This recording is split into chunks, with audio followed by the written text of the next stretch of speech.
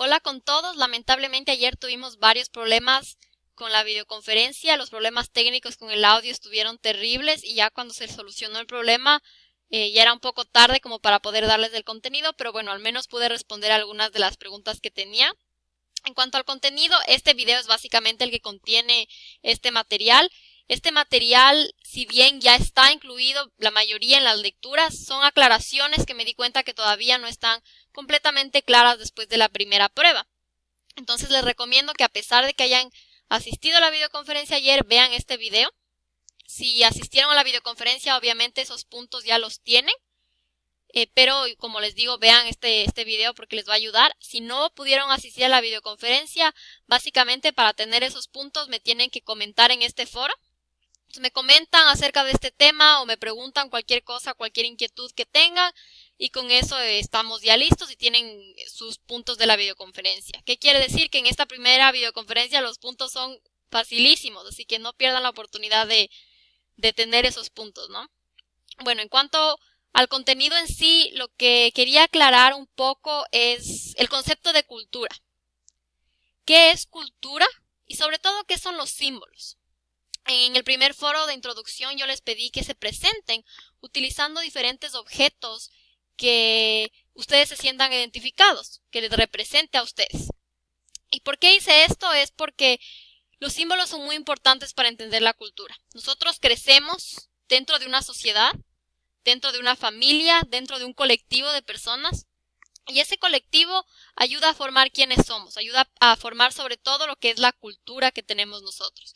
Cultura que no se confunda, por ejemplo, con nuestra identidad, ¿no es cierto?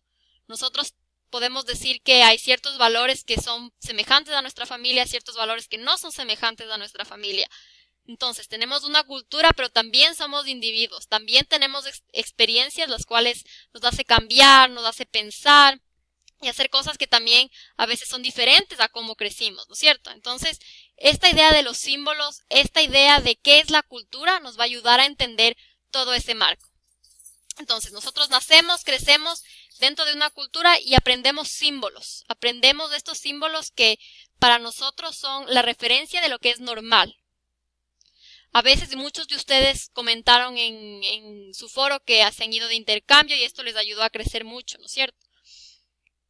Y en estos intercambios, mucho de lo que ustedes se dieron cuenta es que los símbolos que tenemos no son iguales. Muchas de las cosas que damos por firmado, que decimos son así de ley, cuando crecemos nos damos cuenta de que ese entendimiento del mundo es diferente para otras personas. Las cosas que nosotros pensamos que son por naturaleza son a veces entendidas de otra forma. ¿Por qué? Porque esos símbolos son diferentes. Entonces, ¿qué es un símbolo? Cuando yo les digo la palabra símbolo, ¿qué cruza por sus mentes?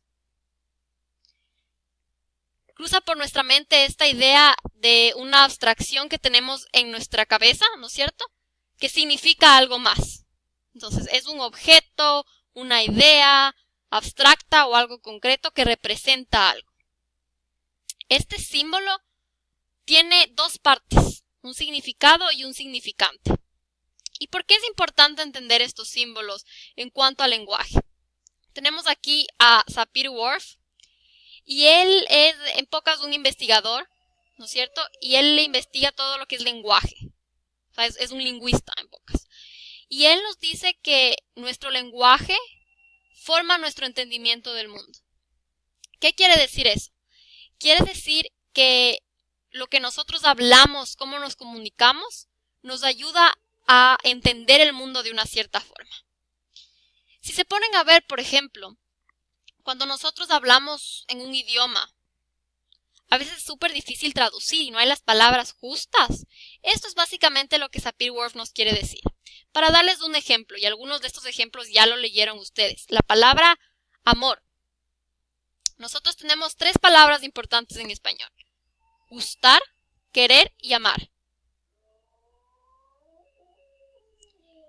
Y mi perro está que ladra aquí hecho loco, pero bueno, en fin, tenemos tres palabras diferentes, ¿no es cierto? El que nos guste algo, el querer y el amar. ¿Cuáles son las diferencias? Primero nos gusta a alguien, ¿no es cierto? Después le queremos a alguien y después le amamos a alguien, ¿no es cierto? Son tres conceptos diferentes que como que se construyen el uno del otro. Ahora, ¿qué pasa en inglés? Muchos de ustedes o están aprendiendo inglés o ya saben inglés. ¿Cómo decimos amar en inglés?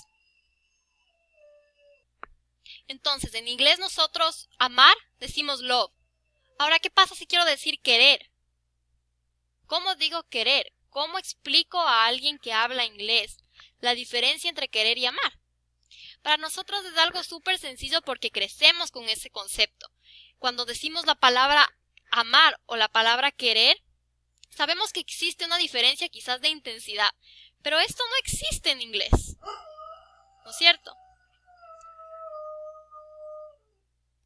Y eso es lo que Sapir-Whorf nos dice. Ese lenguaje que tenemos forma nuestro entendimiento del mundo. Como les decía, ese símbolo que tenemos, o sea, cualquier palabra, cualquier símbolo, se divide en un significado y un significante. Para explicar esto, primero empecemos con palabras súper concretas que son más fáciles de entender. Cuando nosotros decimos árbol, como acá en este ejemplo, hay dos partes de ese símbolo. El uno es esa huella física que se produce en nuestro cerebro cuando oímos esa palabra árbol. ¿Qué significa eso? Simplemente esa combinación de A, R, B o L, o el sonidito que tenemos. Eso es el significante. Y cuando escuchamos árbol, ¿qué se viene a nuestra mente? Se viene una planta, un pedazo de naturaleza con un tronco y un montón de hojas, ¿no es cierto? Lo mismo cuando hablamos de cualquier otro objeto, por ejemplo, perro.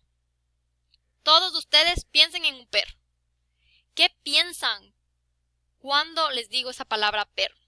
Para todos va a ser diferente. ¿Por qué? Porque se basa en nuestras experiencias, ¿no es cierto?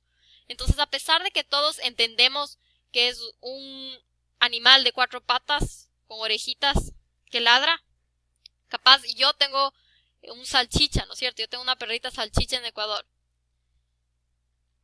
Esa perrita salchicha es lo que se viene a mi mente. Capaz para otras personas se viene un Rottweiler, un labrador, yo qué sé. Ese labrador, ese perro salchicha, esa imagen, el dibujito en pocas, es el significado.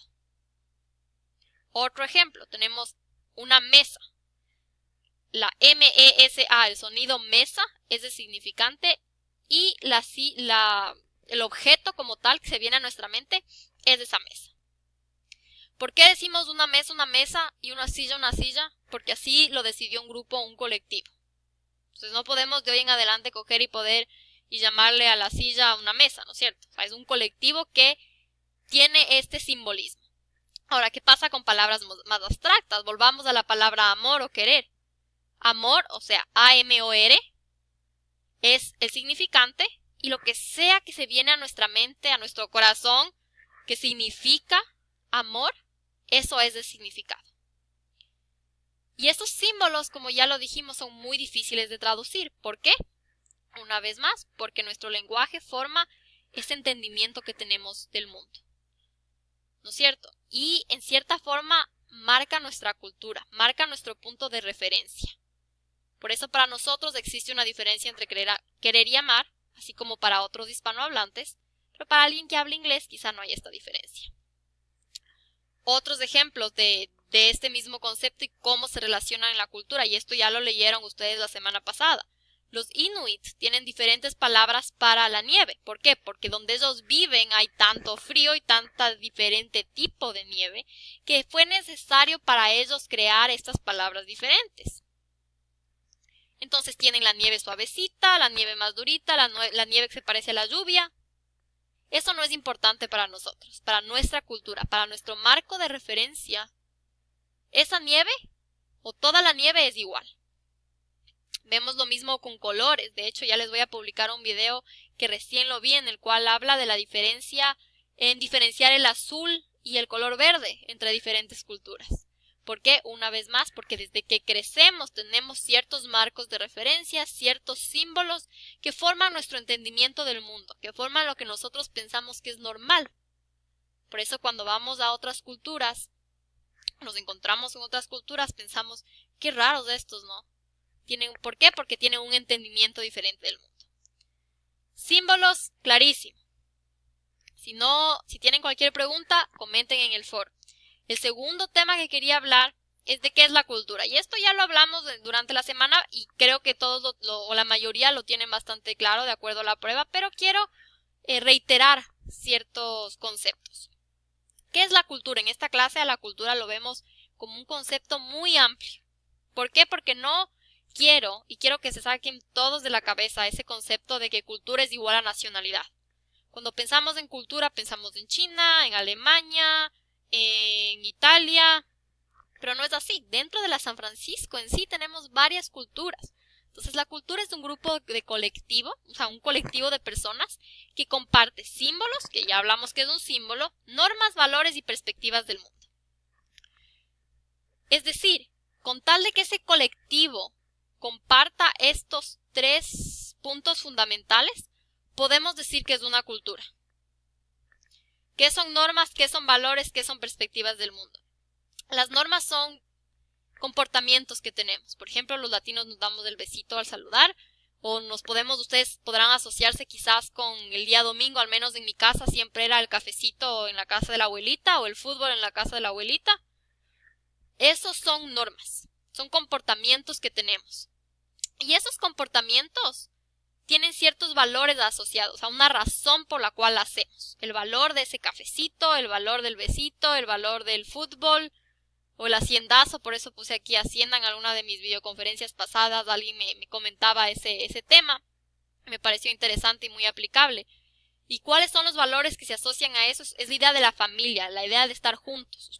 Muchísimos de ustedes nombraron eso en su video de presentación. Y esos valores, a su vez, construyen lo que son las perspectivas del mundo.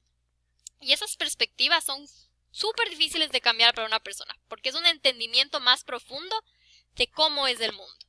O sea, esas normas y esos valores forman las perspectivas. Y estas perspectivas, hay muchísimos ejemplos de perspectivas, los cuales pueden encontrar en esta semana, en la semana 2, una diapositiva que les puse en la cual explica todas estas diferentes dimensiones que existen. La más conocida es colectivismo e individualismo, y por eso la mencionamos en esta videoconferencia o en este video, pero eso no quiere decir que sea la única dimensión que existe. Entonces quiero que ustedes lean las que hay y asocien a diferentes contextos y diferentes ejemplos.